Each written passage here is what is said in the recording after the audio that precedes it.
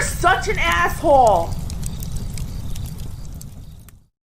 All right, we got a long one, so I'm going to start reading it right away. Cappy, you're in the military on orders until some time from now. After that time, I will be entering back into the civilian world.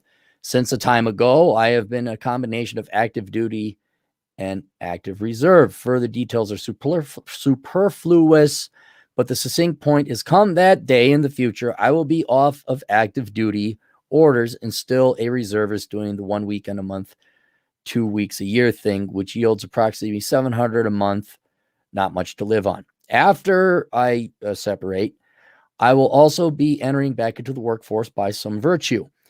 How far off is that? That's some time away. All right. The big issue is that I have nothing to go back to, literally starting over. My educational background is in a STEM field. That being said, my desired goal is to use my post 9/11 bill. I know what the GI Bill is. Yes, to enter into a very unique background. I don't see it. So I had to like anonymize all the numbers and the data and the statistics because you'd be identifiable, especially with what you want to major in, which doesn't sound like a bad degree, by the way. I've just never heard that, but that's legit. You know, that's a thing. Now here I am going to point this out. With Michigan State, after my orders are over, why do you want to go to Michigan? Michigan? With the weapons grade bitch they got as a governor now? Hell no. All those stupid washed up union workers that think like Detroit's coming back and they keep voting Democrat? Are you nuts? That's the epitome. You know, Tennessee, Georgia, go to some place where like they actually make cars. Don't go to Detroit. Of note, I am married with children. Currently have a mortgage and living at a place where there's a lot of military folk like you. I would like to rattle off my options that I have after I separate with the pros and cons. I would like your input. Option 1, stay here after I separate with the current, it's a sizable home, and get a job as a general schedule government employee making approximately 70 to 90 a year. Pros, don't have to move. High probability of easily becoming employed. Wife could stay working in her current job. Comfort of steady income. Cons, I don't really want to live here, nor does my family. I really don't want to be a GS employee working at an office job, and I'll just be working to make money, not actually doing something that is driving me on a fundamental level. Oh, you military guys are so cute in this one regard. You think that your job out of the military is going to have point and purpose. Your job, once you leave the military, is to make money so that you have the money to go enjoy your life and do the things you want. That is your job. A lot of these guys, they'll come out like, you know, majors, half-bird colonel. I got a lot of leadership. Yeah, no doubt you do. Now shut up and do what we tell you. But I have so much leadership. I got an MBA in leadership. Yeah. Here's the problem, buddy. That worked when you had 10,000 people under your command and a bunch of adjutants. All right. We need you to scan in those documents and load them up to that hard drive. That's what we need you to do. And they're shocked that like, no, it's all skills based. And then when you find out, you come out here into the civilian world, most of these jobs are worthless. They don't matter. How much money can you make?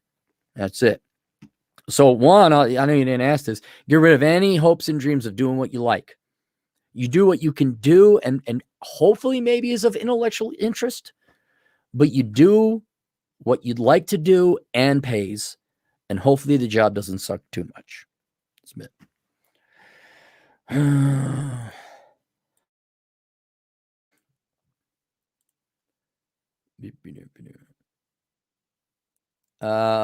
Option 2, move to Michigan after separating and use the GI Bill to attend Michigan State for this very interesting topic. Pros, I'll be pursuing something that genuinely interests me and makes money after I gain employment post-graduation. Living in a place I and my family want to live. Well, your family and you are weird want to live in Michigan, which governed with Governor Bitchface. Affords the opportunity to create a business of my own for a thing at some point later. Post 9/11 bill will pay for housing expenses to the tune of $1,500 a month, as well as tuition. Cons, low earnings during schooling while supporting a wife and 2 kids, as well as providing a house and a home.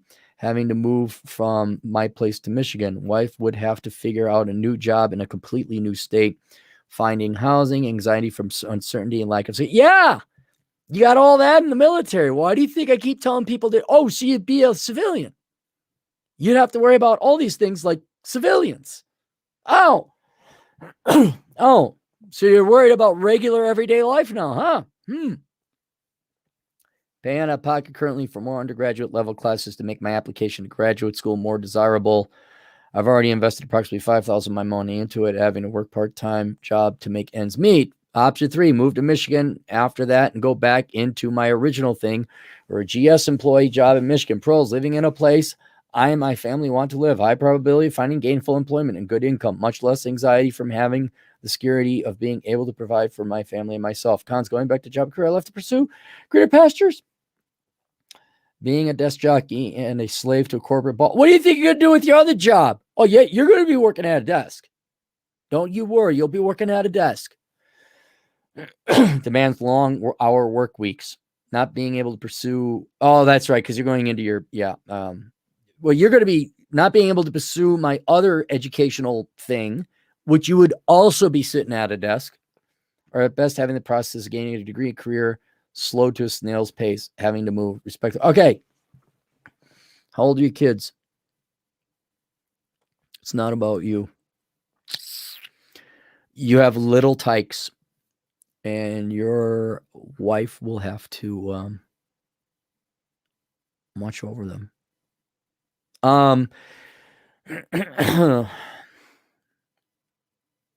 For the sake of the children,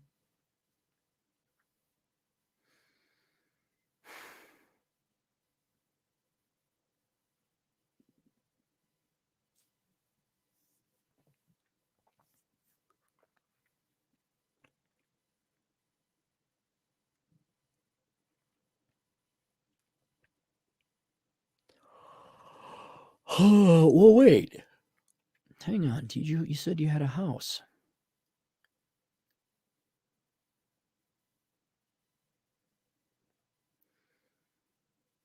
Okay, if you own your house, you should be able to sell it, then live off of or have a heavily subsidized living, heavily subsidized rent with the GI Bill.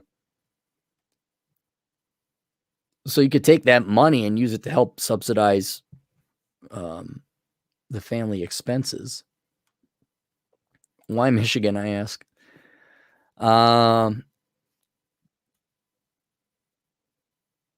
You didn't answer why Michigan. I know you like Michigan. It's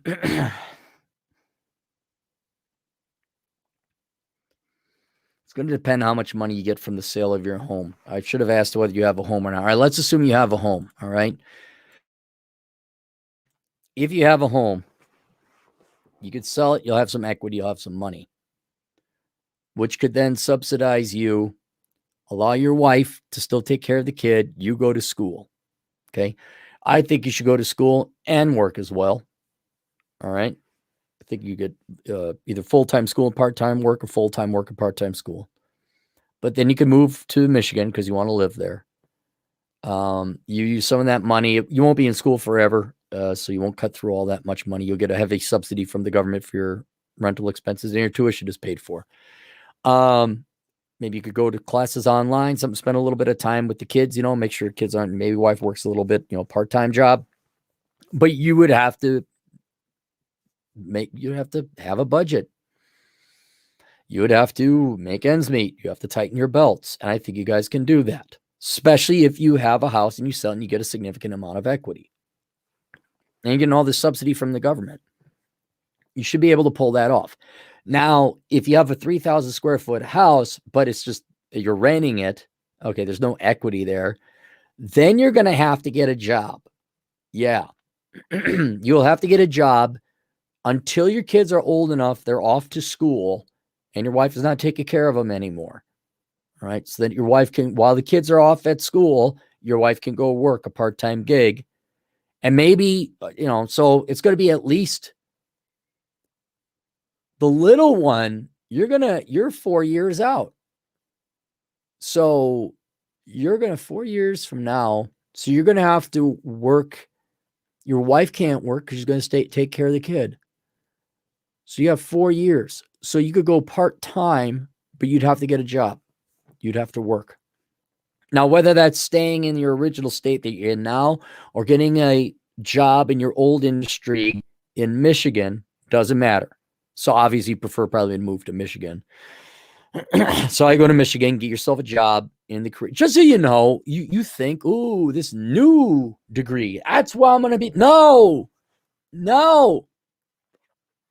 Doesn't matter. You know what you need? I'm not joking. It's going to be the best $26, or if you get the digital thing, it's cheaper. Please get this book, okay? And then read the chapter on your career is not your life, or your career is not the most important thing, and learn exactly what the nature of a job is. You give them time that you're never giving back or getting back. They give you money. You take the money and then you go live what makes you happy in life. All right. So before you even go in to get your master's degree or your new degree, I want you to thoroughly understand that it really doesn't matter what you do at that job. It really doesn't matter, because the naivete, the military naivete about the civilian world. We're like, that's not rewarding, and I don't want to work at my old profession. I want to work at a new person. You're still going to sit at a desk. You're still going to have some gray-haired boomer idiot boss, and your work is not going to be exciting. It might be slightly less boring than your old job, but that, unless you're outdoors doing something, unless there's something about this job that I don't see, ask about what would my job duties be with this new profession I'm going into. And if those duties are sit at a desk and move a mouse and click a keyboard, it's no different than what you could do. And you could even bypass it. You wouldn't even have to go to school. Any job will do at that time. But you're going to have to get a job until the little one goes off to kindergarten. Right? And then your wife could go work a job, and then you have the finances. So you're getting a job in your old field back in Michigan. I'm sorry. If you don't have any equity in the home, you're renting your home currently where you are now. You're going to have to get a job somewhere. You probably prefer to move to Michigan. Go to Michigan, get a job in your old profession. In the meantime, I thoroughly research and investigate before you even drop $1 of taxpayer money on the GI Bill on that new degree. Go figure out exactly what it will be like. Find the job title that it is you want, what you think you'd like to do. Go find somebody. Can I shadow you? What's it like? And they'll say, yeah, that thing you used to do before you joined the military, that profession you had, it's just like that. I move a mouse and I type keys. Very fascinating. Then you get to ask the question, should I really be going to school for this? But that'd be some of the best money you spent just to read that one chapter. The rest of it really won't apply to you because you're not screwing up. Yeah, and then the last thing I would do is like, okay, you go work. You just doesn't sound like you want to work in government, a GS employee. I mean, you could because the money's there. It's easy, but it does. You sound like you got to get to Michigan. I'd get to Michigan. And if you could find employment, and you could work where you are now until you find a job in Michigan. Sounds like you guys want to go to Michigan, go there. Absolutely. Even though they have the bitchest Maximus governor there. I don't know who I think is more of a bitch. Her or New Zealand's prime minister or president or whatever they call her.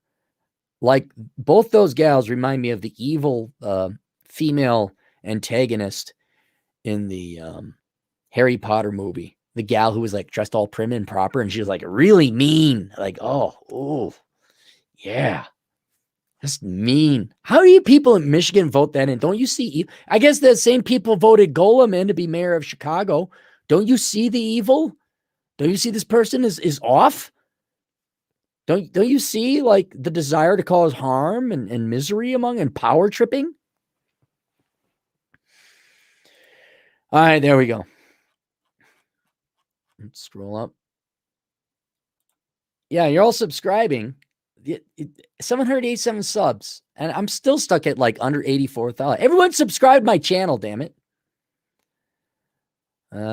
Chris is Black, $2. Bro, dude, you smoke up those rocks you found? Yes, the rocks. Yes. No, those are fossils and one Fairburn agate. You do not smoke up those rocks. I'm not Atham or Chad. I don't do drugs.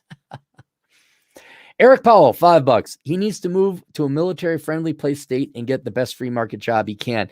He already is. I'm trying to keep him anonymous. He's in about as one of the most military-friendly towns you can get. I won't mention where. My concern is he thinks that the grass is greener on the other side with his new degree, and I have a feeling it's just not going to be, unless there's but yeah, he's already there, and he's in a much nicer state than Michigan. But I think they got family or something up in Michigan. Someone's pulling them to Michigan. Public nuisance, $5. What are your thoughts on Madison, Wisconsin? And no. Okay. It depends. If you take a look at a map, Atham, look it up. Look at Highway 94. It starts shooting at a northwest angle. The reason it does that is because you have the hill country of Wisconsin, about the only pretty part of Wisconsin. It's beautiful. Immediately west of Madison, it just starts and goes all the way to the Mississippi River. It not only that's why the interstate went up that way to avoid all that, but it also goes to the Twin Cities as well. But you'll see it kind of splits between plains on one side, that hilly terrain, and it's wonderful. I wish I spent more time there when I lived out in Wisconsin and Minnesota, but didn't have the money or the time. Also, there's a lot of lakes, a lot of rivers. So if you're into kayaking or water sports, it's great. It's a wonderful thing. And Chicago is 2 hours, if you're lucky, with traffic away. If you want to go to a big major metro, if you want to go to not a big major metro, you go to Milwaukee. There's some cool things to do in Milwaukee, like get hit by people fleeing a knife fight, or get shot. Whatever cool people in Milwaukee are doing now. The problem with Madison is it is the flagship. That's where the flagship campus university for University of Wisconsin is, Madison. And it's also the state capital. So it is filled with a bunch of Marxist parasitic dumb people. You're not, imagine living in a small Midwest Washington, D.C. That's kind of what it is. And for the most part, you're going to be ostracized socially. It's a religion. You have to be a socialist over there. Madison students and teachers and professors and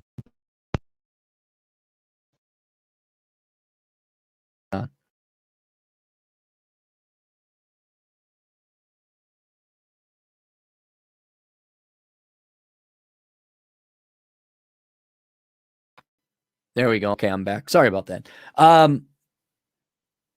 No, the community, there's no community, there's no culture. It's just a bunch of people you'll hate, and they're all parasites and they're scum. So there are other places to live, like there's quote unquote the suburbs of Madison. And if you got a business or a degree, okay, cool.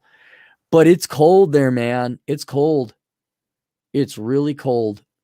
It's kind of like, it's like Minneapolis. It's cold and everyone's a Marxist and people are stupid. And they all think they're amazing and intelligent and so deep people. That's the other thing, the hypocrisy of it all. So if you're just doing it to get, like, if they pay you a lot of money and you're going to be there for 2 years and in and out, okay, fine. Make your money, get in, get out. And during the summers, hey, you know what? Go to the Wisconsin Dells, do some kayaking, go motorcycle riding in that area. But I would not plant your feet there. I would not make it your home. There are, and I would argue there are plenty of more other places in the United States where you could get a better job, better climate, better taxes, and better people. I'd keep shopping. Like, if you need the money, you got nothing else to do, I'd go there. First thing I'd be doing is sending out resumes to places that are warmer, no state income taxes, and isn't filled with a bunch of sanctimonious parasites. And by the way, that's not my opinion, people in Madison. You are parasites. You constantly need other people's money. I'm not slamming on you. I'm describing you. Have I heard about? Yeah, saw it on them. I know where that was. One of the better cigar lounges in Milwaukee is down there.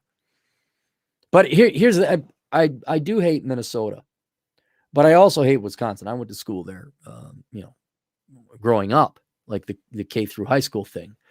And I know people of Wisconsin, and they're not kind people. So I know, what do you mean the people in this? No, just Wisconsinites in general. especially the Milwaukee area and especially the Milwaukee suburbs. Not nice people. Don't really care. I know that's dark. I'm not trying to be edgy, but I mean, don't think, oh, it's political. Oh, those are the good guys and these are the bad guys because I vote R and these people vote D. No, people who vote R, people, it doesn't matter. People in Wisconsin are mean. I think a lot of it comes from the German and the strict and certainly the Lutheran background. That certainly, but people there, just mean people. Not as arrogant and snooty as the Twin Cities. That's more Barbie girl in a Barbie world. Wisconsin, bunch of dicks. So, yeah, it's too bad, but I don't care. Channel 1800, dumb, $2 New Zealand, sending full guy love as per usual, your New Zealand agent in the field. Send your daughter, your sister over, rather. Channel 1800, dumb, again for $2 New Zealand. Horseface Adern, 100% Cappy. What's Horseface Adern? DJ Aftershock, $2. The suburbs plus the city voted Whitmer in. Okay, well, yeah, all those soccer moms, all those wifey poos. We're gonna need a strong, powerful woman. What do you mean you lost your job?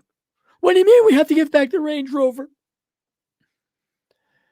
Well, resubscribe. Everybody resubscribe. Fred Freeman Saul, $2. I interviewed in Ohio. Dating app, 80% single moms. No, Fred, don't go to Ohio. You got to pay a state. That's like one of the worst states to live. And there's nothing actually wrong with Ohio or Ohioans. It's that you have a state income, local income tax. No. It's like she's fat and has herpes. What are you doing? Dung is fun, $5. Companies in Texas will hire military people, not because they know something, but because they show up on time. Yeah. That right there is a darn good reason to hire people, period. Prime Minister, New Zealand. Okay. All right. Did I get everything? I got everything. Boom, boom, boom, boom, boom. There we go. All right. See you guys later. Toodles.